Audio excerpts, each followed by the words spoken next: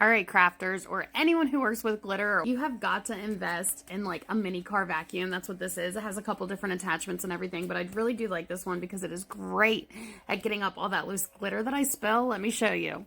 I've been doing like a lot of glittering today, of course. I spilled a little bit, so we're just gonna show you how I clean it up using this. Look how easy that is to turn on.